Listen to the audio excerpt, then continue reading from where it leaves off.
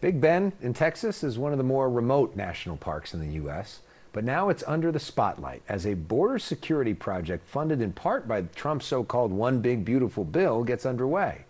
Bulldozers are clearing land inside the park with the intent to build hundreds of miles of border roads, complete with vehicle barriers and surveillance cameras. Outraged protesters say it's unnecessary and unwanted.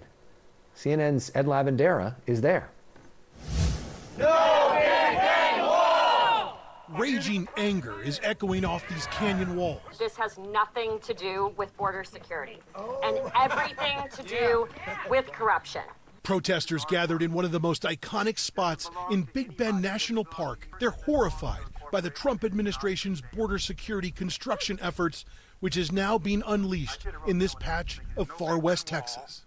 We are at war with these people. It's a peaceful war, but if you think what we've seen so far is bad, you wait until they unleash holy hell on this place next week. Last week, crews started carving through the pristine wilderness of Big Bend National Park for what's being described as a surveillance road. The site was captured by a 27-year-old activist trying to stop what she calls this needless destruction. Yeah, more than anything else, I feel heartbreak over all of this. Natalie Newman navigates the roads in Big Bend, armed with her camera. She takes us to where construction crews have started their work. Do you feel like you're just fighting a giant beast? Oh yeah, this thing is so much bigger than us, and that's why I'm glad it's finally getting out well beyond just West Texas, because there's not many of us out here, and this is huge. The Trump administration's plan threatens to dramatically alter the landscape of not just Big Bend National Park, but much of the region surrounding it, stretching roughly 500 miles. The plan involves 5 different projects, costing more than $7 billion. The Department of Homeland Security and Customs and Border Protection will build nearly 200 miles of border wall, install steel vehicle barriers, and carve hundreds of miles of new roadways through part of the park's 800,000 acres and beyond. All of this in a sector that officials say only accounts for about 1% of all illegal border crossing apprehensions. The early plan unveiled by the federal government included a border wall inside the national park, but now DHS and CBP say that's not happening. This is not the end. This is the beginning. That hasn't eased the tensions. The anger over this plan is visible all over the area. Banners blasting the border wall have popped up everywhere. Local Republicans and Democrats are unified in their opposition to what's happening.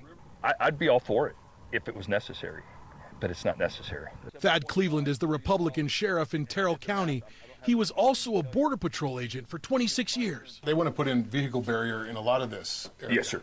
In his office, he showed us a map of where the plan in his county is to put about 160 miles of steel vehicle barriers along the Rio Grande. There's only one problem. And these are places where it's physically impossible to drive a car through. 100%. Makes no sense at all to put a vehicle barrier. You must be scratching your head going like, what are we doing, folks? Definitely. I'm very disappointed. At the beginning of the first Trump administration in 2016, we came to the Big Bend region. And I want you to tell Donald Trump that we already have a wall. Thank you very much. And reported on what many feared the new president might bring to this area, and asked this question. How in the world do you build a wall in this kind of terrain? 10 years later, we're sitting down with the former superintendent of Big Bend National Park, Bob Krummenacher. He says the more pressing question is not how, but why the Trump administration is doing this. I would say it is one of the most insane and destructive and, yes, ridiculous ideas I have ever heard. I never really thought anything this absurd would happen in any national park, let alone the one I know so well. Most statewide elected Republicans here in Texas, like Governor Greg Abbott, have said very little about the controversy in Big Bend.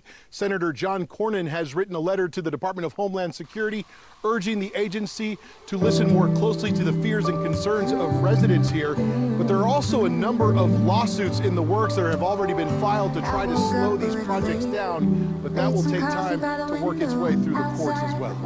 Ed Lavandera, CNN, at Big Bend National Park in Texas. Thanks to Ed. Still to come, the man accused of murdering rapper Tupac Shakur will soon get his day in court. More on that and the other headlines we're tracking in the day ahead. Next.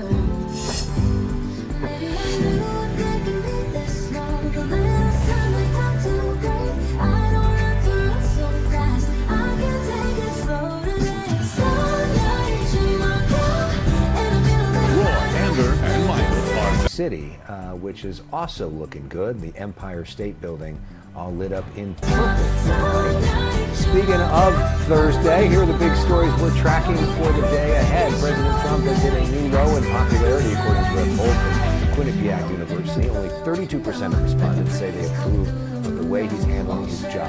58% disapprove. Even the president's support among Republicans has fallen by 9 points since June. Colombia's president has declared an economic emergency after Monday's 7.4 magnitude earthquake to allow him to bypass Congress to enact certain recovery measures. At least 265 people have been killed. The search for survivors is ongoing. Jury selection is set to continue for a fourth day in the trial of Dwayne Davis, the man accused of orchestrating the killing of rapper Tupac Shakur back in 1996. Davis has pled not guilty to the charges against him. Statements are set to begin next week. This is the first time anyone has been charged in connection with Tupac's death. Thanks so much for joining us here on The Story Is. I'm Elex Michaelson. The news continues right here on CNN after the break. Thanks so much for watching.